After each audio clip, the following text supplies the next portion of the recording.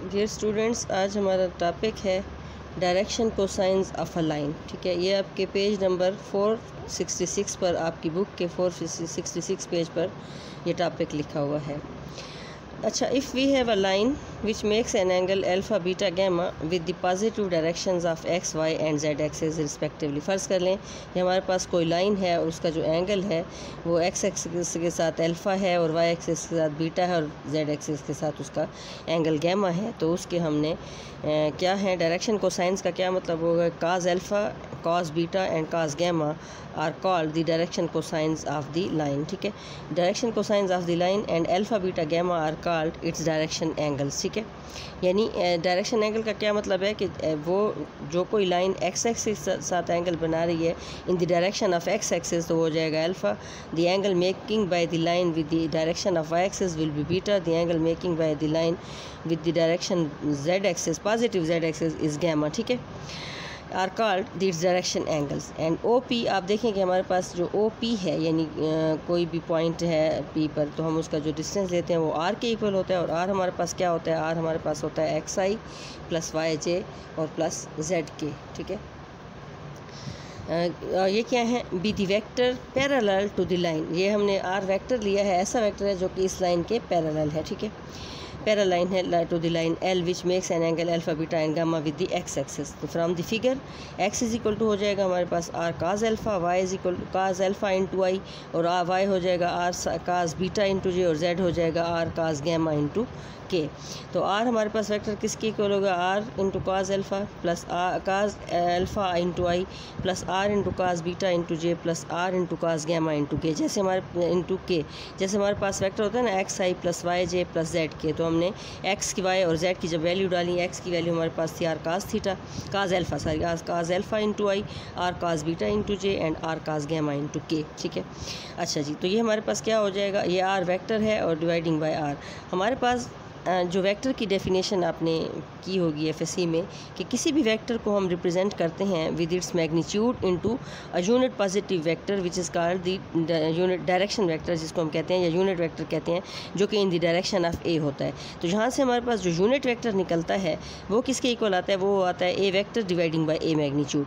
अब unit vector जो है, यूनिट वेक्टर का नाम भी आप जैसे नाम से ही ज़ाहिर है यूनिट वेक्टर है, तो यूनिट वेक्टर ऐसा वेक्टर होता है जिसका मैग्नीट्यूड 1 होता है। ठीक है, और it only specifies the direction of the vector. ये हम किस लिए यूज़ करते हैं? जैसे आई जे के हैं, I J K are the unit, I is the unit vector along X axis, J is the unit vector along Y axis and K is the unit vector along Z axis.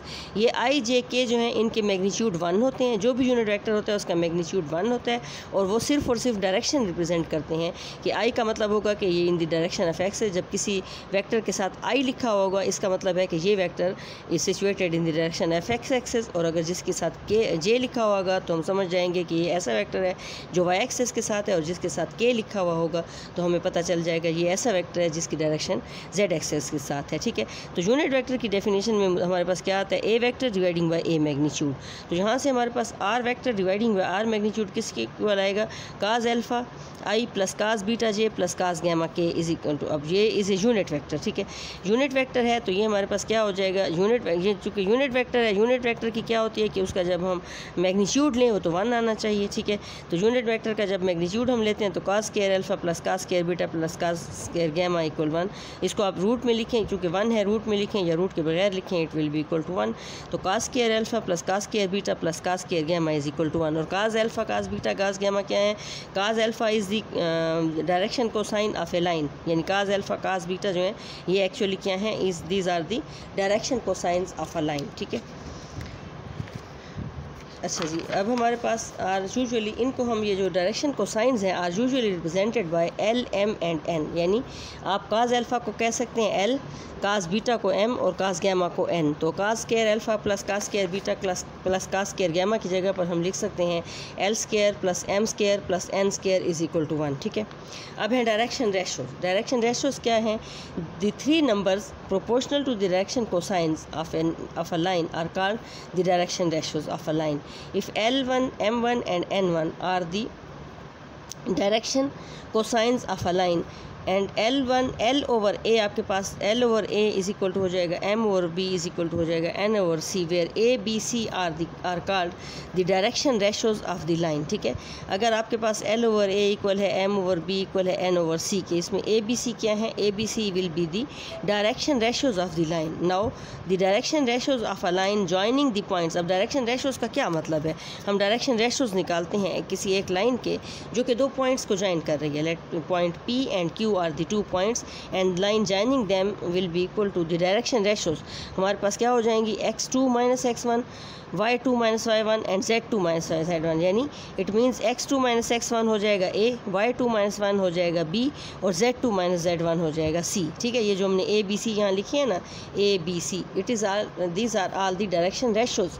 तो direction ratios क्या हैं आपके पास? x2 minus x1, y2 minus y1, z2 minus z1, ऐसी line के जो कि P और Q point को, दो पॉइंट्स को ज्वाइन कर रही है जो लाइन, उनके डायरेक्शन रेशोज इस तरह होंगे। If A B and C are the direction ratios of a line, the direction cosines are given as. अब डायरेक्शन कोसाइंस जो है वो हमारे पास क्या हो जाएगा? L over A is equal to M over B is equal to N over C is equal हो जाएगा L square plus M square plus N square dividing by A square plus B square plus C square. और L M N को हम जानते हैं कि 1 के equal है, ये हो जाएगा 1 dividing by A square plus B square plus C square. ठीक है, सिमिलरली हमारे पास L ओवर A, अब जो हमारे पास L ओवर A इक्वल था 1 dividing by A square plus B square plus C square, तो implies L will be equal to A dividing by A square plus B square plus C square. ठीक है, A where A B C are the direction ratios and L M N are the direction cosines. अब M over B equal हो जाएगा हमारे पास 1 over A square plus B square plus C square, implies M will be equal to B dividing by A square plus B square plus C square. Similarly N over C equal है 1 over A square plus B square plus C square, so N will be equal to C dividing by A square plus B square plus C square. ठीक है, ये हमारे पास आ गए, यानी ये डायरेक्शन कोसाइंस की वैल्यू L M और N की value in the terms of the direction ratios, यानी A B C क्या है? डायरेक्शन रेशोज हैं, तो डायरेक्शन कोसाइंस की value in terms of direction ratios ये हमारे पास आ गई। नाउ अब इसको समझने के लिए let us take an example. Find the direction cosine of a line joining the point. अब दो पॉइंट हैं, एक P है एक Q है। P के कोऑर्डिनेट हैं 2 3 एंड 4 और Q है आपके पास 4 7 एंड -2। इनके डायरेक्शन को रेशोज हम निकालते हैं ना। ठीक है, अच्छा जी, अब solution direction ratios of the line are given as. Direction ratios हम कैसे, मैंने पहले आपसे कहा था कि A किसके इक्वल होता है? x2 माइनस x1 जो कि इक्वल हो जाएगा 2 के। सिमिलरली B हमारे पास होता है y2 माइनस y1, ये हो जाएगा 7 माइनस 3 इज इक्वल टू हो जाएगा 4 के। और C हमारे पास हो जाएगा z2 minus z1 will be equal to -2 minus 4 is equal to -6। तो हमारे पास डायरेक्शन रेशोज क्या आ गई हैं? 2 4 एंड -6। और डायरेक्शन अब हम क्या कहते हैं? सिंप्लीफाइंग, इसको अगर आप सिंप्लीफाई कर लें, यानी कि इसको कॉमन टेबल 2 से वो डिवाइड कर दें, तो हमारे पास आ जाएंगे 1 2 एंड -3 द डायरेक्शन रेशोज। अब हम डायरेक्शन कोसाइंस निकालते हैं। डायरेक्शन कोसाइन हमने देखा कि L इक्वल है A dividing by A square plus B square plus C square. ठीक है, तो L हमारे पास आ जाएगा A dividing by A square plus B square plus C square. A हमारे पास है 1 और A square plus B square plus C square हो जाएगा 1 का स्केयर प्लस 2 का स्केयर प्लस 3 का स्केयर, तो ये हमारे पास आ जाएगा 1 + 4 + 9 इज इक्वल टू 14। तो L हमारे पास आ जाएगा 1/14। सिमिलरली M हमारे पास क्या हो जाता है? M हमारे पास है B dividing by A square plus B square plus C square, तो ये हो जाएगा हमारे पास M will be equal to B dividing by A square plus B square plus C square is equal to B हमारे पास 2 है, 2 dividing by A square plus B square plus C square हमारे पास ये आ जाएगा 2 डिवाइडिंग बाय 14। सिमिलरली N हमारे पास क्या है? N हमारे पास है C dividing by A square plus B square plus C square, तो ये आ जाएगा C dividing by A square plus B square plus C square is equal to C आपके पास है -3 डिवाइडिंग बाय A हो जाएगा 1 का स्केयर और B है 2 का स्केयर और C है -3 का स्केयर, तो 1 + 4 + 9 इज इक्वल टू 14, तो ये आ जाएगा -3/14। तो ये हमारे पास आ गए इनके उस लाइन के जो कि P और Q को ज्वाइन कर रही थी, उसके डायरेक्शन कोसाइंस आ गए हैं। ठीक है,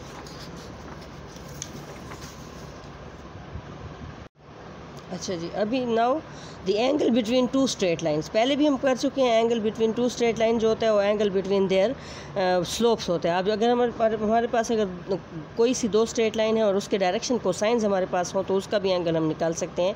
if L1 M1 and M1 are the direction cosines of a line L1 and L2 M2 N2 are the direction cosines of a line L2। ठीक है, अब L1 ये हमारे पास आ गए डायरेक्शन कोसाइन दोनों स्ट्रेट लाइन्स के। ठीक है, are the direction cosines of line L2 let theta. अब हम देखते हैं थीटा कौन सा एंगल होगा जो 0 और पाई के दरमियान होगा, be the angle between the two lines. तो हम उस सूरत में जब हमारे पास अगर दोनों स्ट्रेट लाइंस के एंगल वो क्या कहते हैं डायरेक्शन कोसाइंस गिवन हो, तो उस वक्त हम angle between the two straight lines जो निकालेंगे तो वो इक्वल हो जाएगा L1 L2 plus M1 M2 plus N1 N2। ये हमारे पास आ जाएगा angle between the two straight line, ठीक है।